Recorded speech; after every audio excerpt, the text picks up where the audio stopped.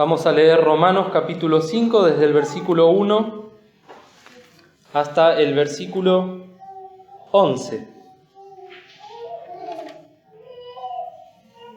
Dice la palabra de Dios: justificados pues por la fe, tenemos paz para con Dios por medio de nuestro Señor Jesucristo, por el cual también tenemos entrada por la fe a esta gracia en la cual estamos firmes, y nos gloriamos en la esperanza de la gloria de Dios. Y no solo esto, mas aún nos gloriamos en las tribulaciones, sabiendo que la tribulación produce paciencia, y la paciencia prueba, y la prueba esperanza. Y la esperanza no avergüenza, porque el amor de Dios está derramado en nuestros corazones por el Espíritu Santo que nos es dado. Porque Cristo, cuando aún éramos flacos, a su tiempo murió por los impíos. Ciertamente, apenas muere alguno por un justo, con todo podrá ser que alguno osara morir por el bueno. Mas Dios encarece su caridad para con nosotros, porque siendo aún pecadores, Cristo murió por nosotros.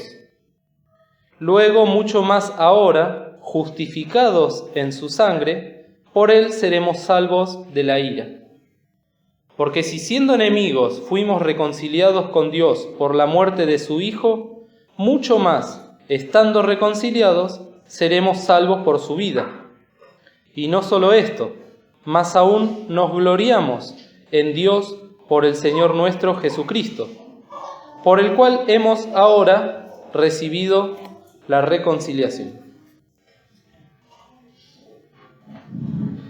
Bien, queridos, por la gracia del Señor tenemos esta oportunidad entonces de leer la Biblia y encontrarnos con este pasaje que está en Romanos capítulo 5, que muchas veces hemos tenido la oportunidad de escucharlo, pero quizás alguno sea la primera vez. En esta oportunidad, el apóstol Pablo, que le escribe esta carta a los hermanos que estaban en Roma, en Italia, les está hablando de la fe. Se toma un apartado de esta carta, de esta epístola, para poder explicar la importancia de la fe. Y para ello utiliza un ejemplo histórico, un ejemplo de una persona que vivió en este mundo, como lo hacemos cada uno de nosotros, que se llamó Abraham. Eso lo encontramos si leemos después con detenimiento el capítulo 4. Lo cierto es que Abraham es considerado el padre de la fe, porque creyó en esperanza contra esperanza. Y nos dice la palabra de Dios que cuando Abraham creyó a las promesas de Dios, le fue imputado a justicia. Cuando termina el capítulo 4, Pablo dice que Abraham, en el versículo 21, estaba plenamente convencido de que todo lo que había prometido era también poderoso para hacerlo. Recordemos que Abraham era una persona de más de 90 años, que no tenía hijos, y sin embargo Dios le había prometido una descendencia. Esa descendencia iba a ser luego el pueblo de Israel. Y cuando Dios le hace esta promesa a Abraham, Abraham creyó. Entonces sigue diciendo Pablo, en el versículo 22, por lo cual también le fue atribuido a justicia.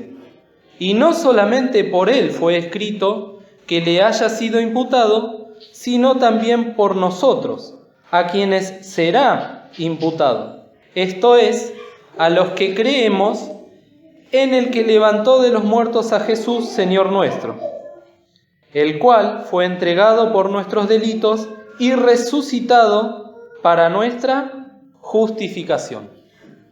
Dejamos de hablar de Abraham y empezamos a hablar de cada uno de nosotros.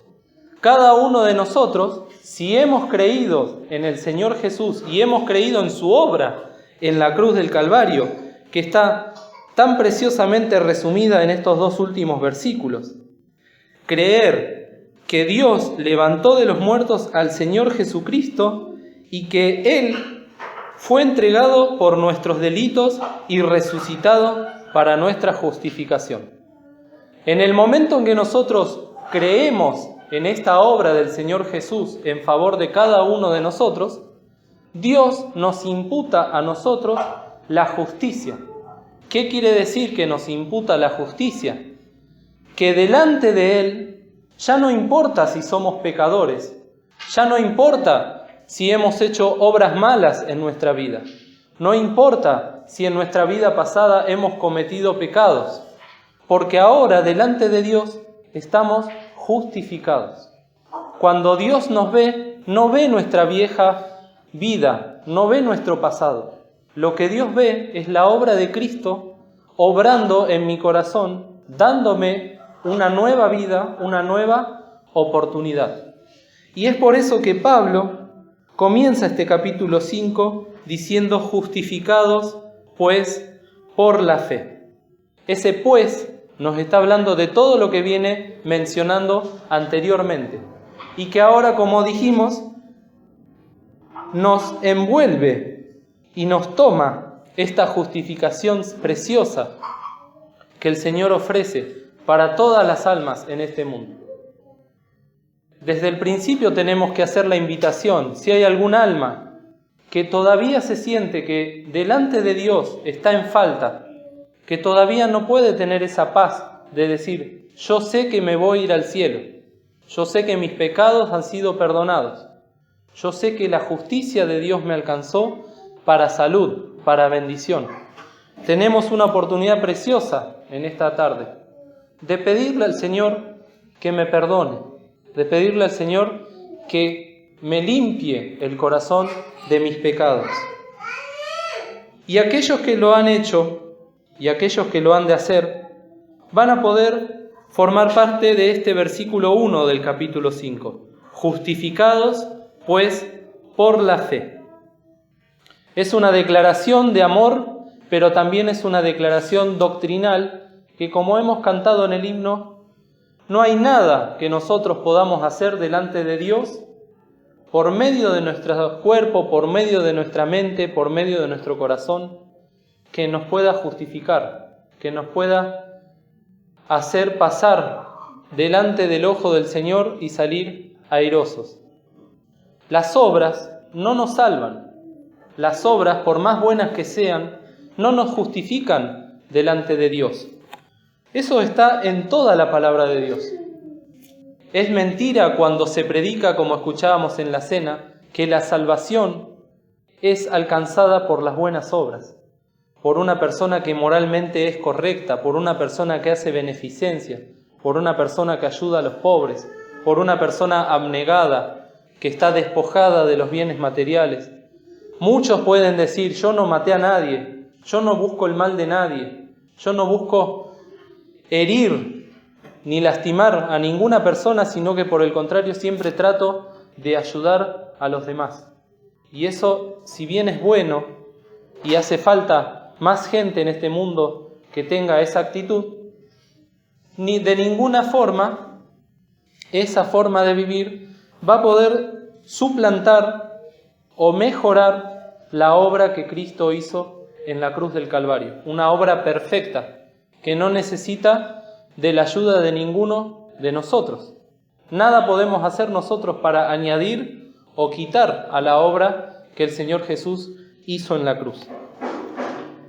En el tiempo en que Pablo escribió esta carta, el pueblo de Israel había rechazado al Señor Jesús como su Salvador. Lo habían despreciado. Ellos esperaban a otra persona.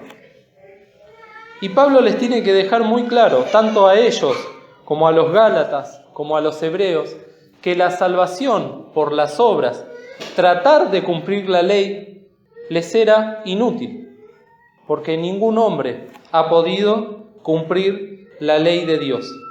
Fijémonos en el capítulo 2 de Romanos, el versículo 13. Porque no los oidores de la ley son justos para con Dios, mas los hacedores de la ley serán justificados. Acá la palabra de Dios nos está diciendo que si cumplimos la ley a la perfección, sin faltar en una sola de los estatutos de Dios, podrían los hombres haber llegado a alcanzar la justificación. Pero la ley demostró que el hombre no pudo cumplirla. Estaba para mostrar el contraste entre la santidad de Dios y la perfección de Dios y el corazón del hombre pecador. Solo hubo un hombre en esta tierra que pudo cumplir con la ley. ¿Quién fue ese hombre? El Señor Jesús. Por lo tanto, nosotros ahora tenemos que depositar nuestra fe en el Señor Jesús. Pablo a los Efesios les dice que la salvación es por gracia y es por fe. Y también les dice que no es por obras, para que nadie se gloríe. Pensemos un poco en esto, que es tan importante que lo tengamos en cuenta. Imaginemos que para alcanzar la salvación tenemos que depositar dinero al cura o al pastor o al sacerdote o a quien sea. ¿Quiénes se salvarían en ese caso? Los ricos. De hecho, en la Edad Media se impuso una doctrina en la Iglesia Católica que se llamó la bula papal, que constaba en que una persona en su lecho de muerte podía hacer donaciones de tierras o de propiedades a la Iglesia y de esa manera tenía la absolución de sus pecados, el perdón de sus pecados por parte del Papa o del sacerdote o del cura. Todo eso forma parte de un negocio que, lejos de acercar a las personas a Dios, las aleja. En el lecho de muerte lo que tiene que escuchar una persona es esta palabra, que le dice que es un pecador, pero que tiene salvación, que Cristo murió por sus pecados. Es por eso que es tan importante que entendamos que la justificación delante de Dios no es por obras, sino que es por fe. Ahora, una vez que hemos creído en el Señor, una vez que hemos tenido esta fe preciosa, que es un don de Dios, que no puede salir de nosotros mismos, empezamos a vivir y a experimentar un montón de bendiciones. La primera de ellas la tenemos también en este versículo 1 de Romanos capítulo 5, porque dice que justificados pues por la fe, ¿qué tenemos? Tenemos paz. Y eso es algo que tampoco el dinero puede comprar. No lo pueden comprar las buenas obras. No puede comprar nada de lo que hagamos en nuestra vida. La paz que nos ofrece el Señor al darnos la vida eterna es incomparable. Y es algo que solo los que somos hijos de Dios podemos entender y podemos también predicar. De ninguna manera una persona inconversa podría ponerse a hablar de la paz porque no la conoce, no la tiene, no la alcanzó. Muchos van a decir la paz es ausencia de guerra, así lo dice el diccionario. Pero en realidad la paz es esa tranquilidad que nos produce el saber que somos hijos de Dios y que el Señor nos ha perdonado y nos ha salvado. El mismo Señor Jesús decía que en Él íbamos a tener paz. Y en otra oportunidad dice, la paz os dejo, mi paz os doy. No como el mundo la da, yo la doy. Ofrece la paz. Nos ofrece el perdón y junto con el perdón el Señor nos está regalando, nos está ofreciendo la paz. Si hay alguno en esta tarde, en esta noche, que no tiene paz en el corazón, que no, cuando se acuesta en la cama, cuando apoya la cabeza en la almohada, cuando cierra los ojos, su corazón empieza a trabajar, su mente empieza a hablarle, empiezan a aparecer problemas, empiezan a aparecer inquietudes, tristezas. Clame a Dios por la paz. Es algo que el Señor lo está ofreciendo. La paz os dejo, mi paz os doy. y no deje de buscar en el mundo, porque la paz que el Señor nos da no es como la paz que da el mundo. Hay un texto muy precioso que está en Isaías, el capítulo 32. Isaías viene después de los Salmos y de los Proverbios.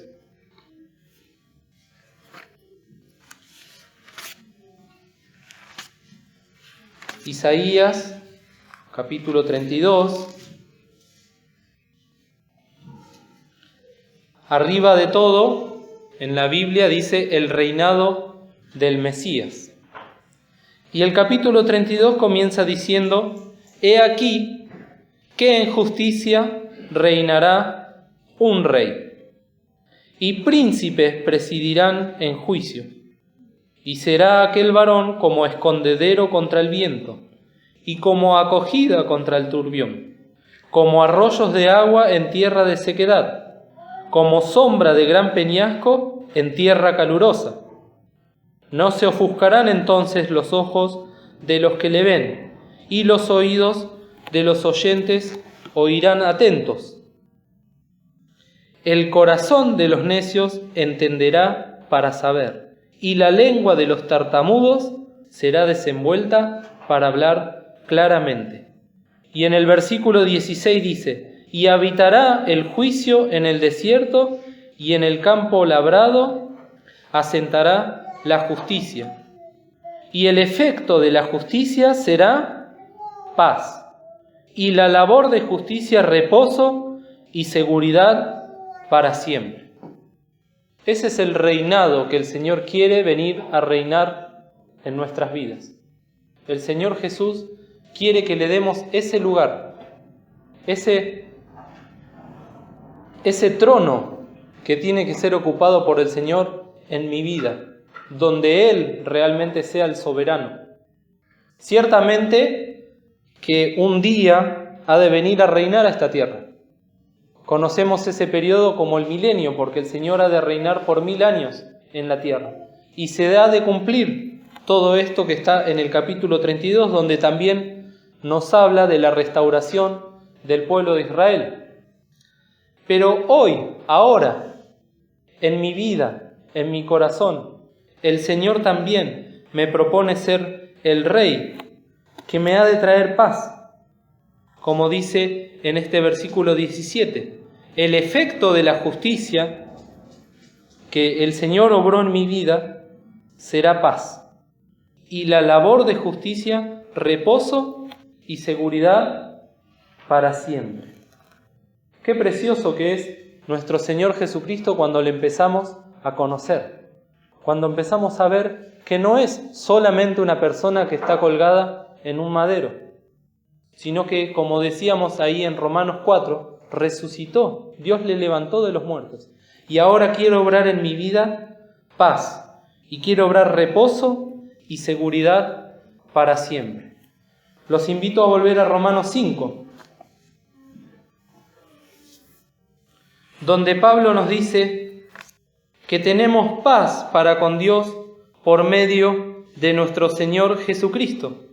Y no solo eso, sino que también tenemos entrada por la fe a esta gracia en la cual estamos firmes.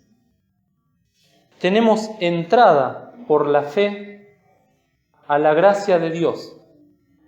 Nosotros antes estábamos afuera, estábamos mirando de lejos todas estas promesas, pero ahora el Señor nos abre una puerta. Y el mismo Señor Jesús dijo: Yo soy la puerta, el que por mí entrare tendrá vida, tendrá salud. Vamos a leerlo en Romanos capítulo 10. En Juan capítulo 10.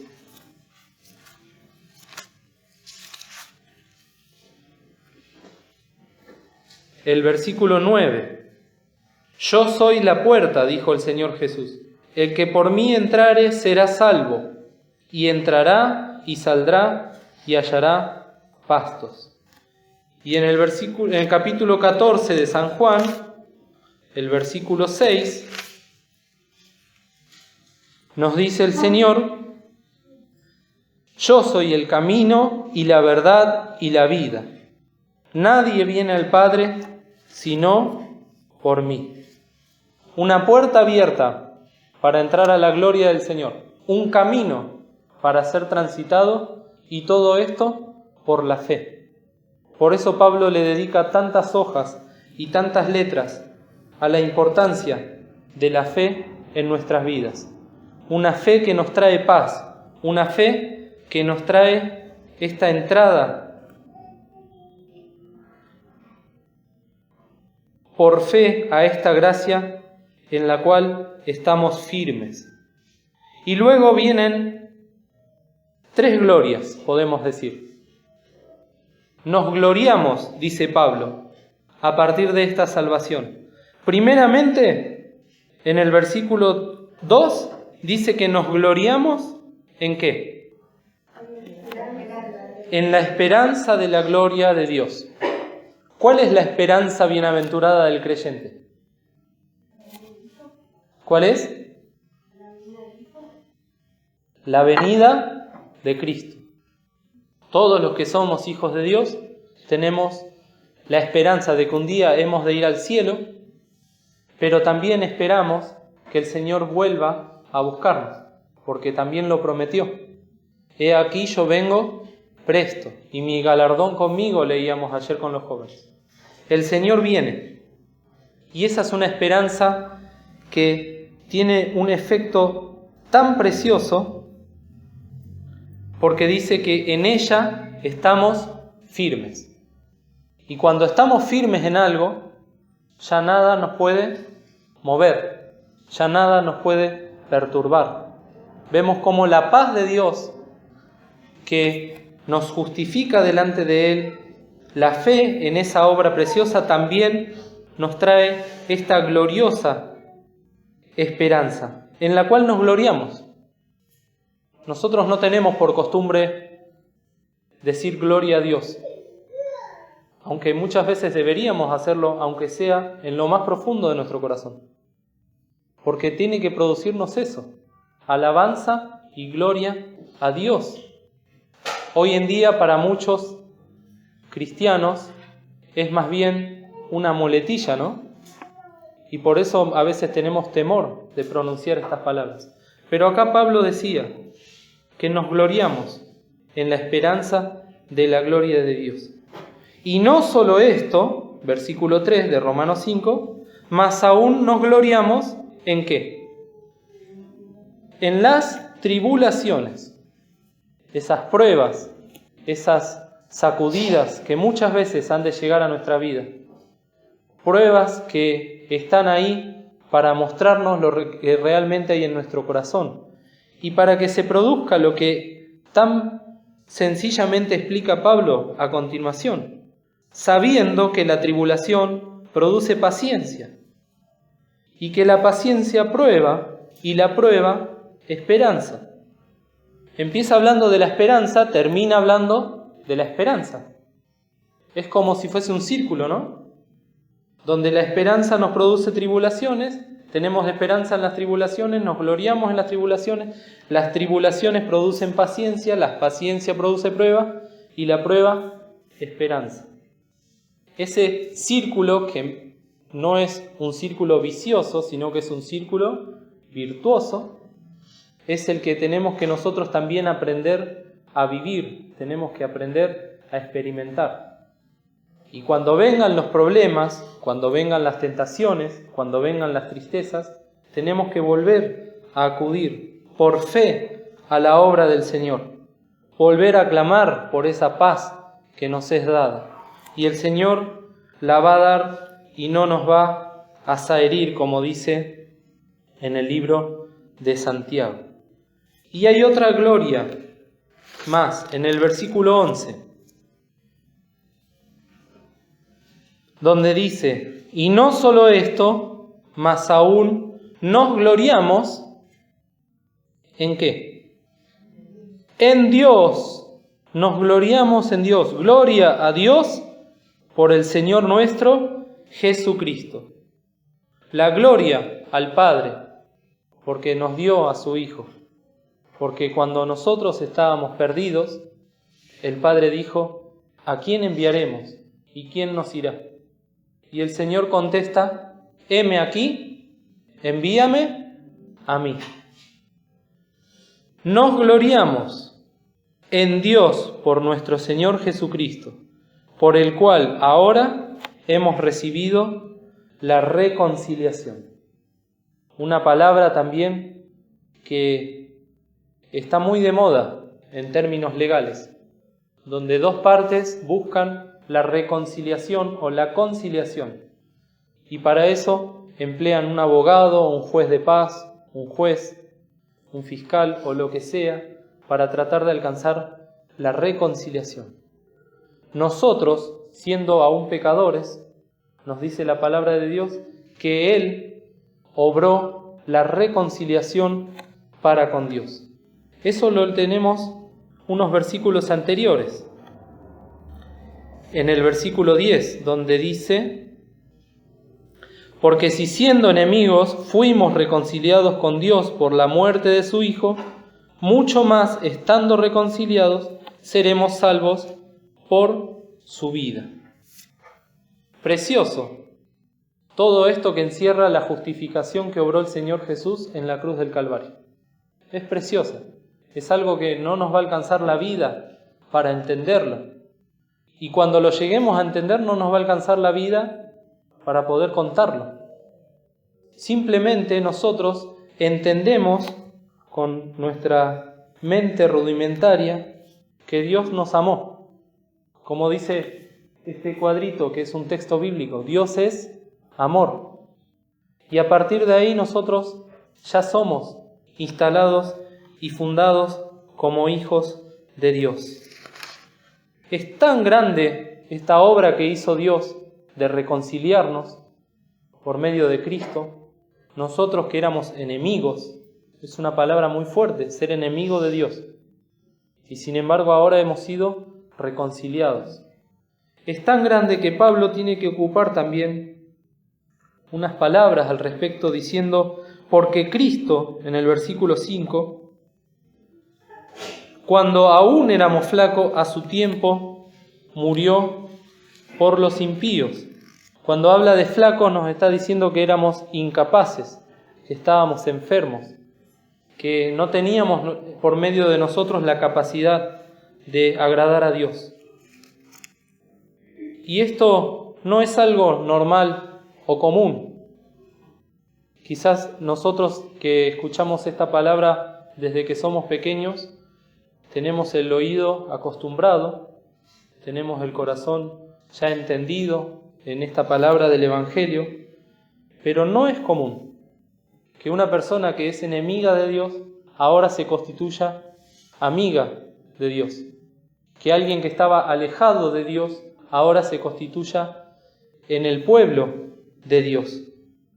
Por eso Pablo tiene que decir en el versículo 7, ciertamente apenas muere alguno por un justo, con todo podrá ser que alguno osara morir por el bueno. Es algo muy poco común entre los hombres. No quiere decir que no pase. Hubo personas que por una causa, por una ideología, dieron su vida creyendo así ayudar a la humanidad. Pero todas esas cosas ni se comparan con la obra del Señor Jesús. Y por eso dice el versículo 8, mas Dios encarece su caridad para con nosotros. Esto quiere decir, mas Dios demuestra, encarecer quiere decir demostrar o mostrar o exhibir su amor para con nosotros. Porque siendo aún pecadores, Cristo murió por nosotros. Queridos, que en esta tarde podamos nosotros, si es que le dejamos al Señor que obre en nuestras vidas, si es que dejamos que el Señor nos hable al corazón, experimentar estos textos que hemos leído, que quizás por cuestiones de tiempo no podemos detenernos demasiado, pero que son fundamentales para nuestra vida. En el mundo hay dos clases de personas. aquellos que han sido justificados por la fe y aquellos que aún todavía no lo son, que delante de Dios son considerados enemigos. Para aquellos que hemos sido justificados nos esperan todas estas promesas preciosas y todas estas bendiciones, las cuales producen una gloria que sale de nuestro corazón. Aquellos que aún no han creído en Cristo Jesús como su Salvador, espera la más triste de las muertes, que es la separación del Padre, la separación del Hijo. Ahora bien, en 2 Corintios 5:20, y para terminar, leemos que Dios está rogando y lo hace usando a sus siervos. En el versículo 18 dice: y todo esto es de Dios, el cual nos reconcilió así por Cristo y nos dio el ministerio de la reconciliación. Porque ciertamente Dios estaba en Cristo reconciliando al mundo así, no imputándole sus pecados, y puso en nosotros la palabra de la reconciliación. Esto que hablamos esta noche. Así que somos embajadores en nombre de Cristo, como si Dios rogase por medio nuestro. Os rogamos en nombre de Cristo, reconciliaos con Dios. Que el Señor los bendiga, nos bendiga. A continuación,